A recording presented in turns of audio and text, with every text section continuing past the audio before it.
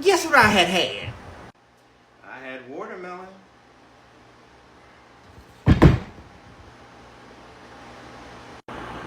I had cut it up. I had strawberries. I had a clever way to juice 2 limes. Step 1.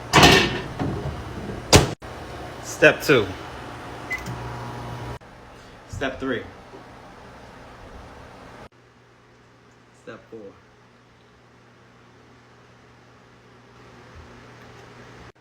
I had Kool-Aid. Oh yeah.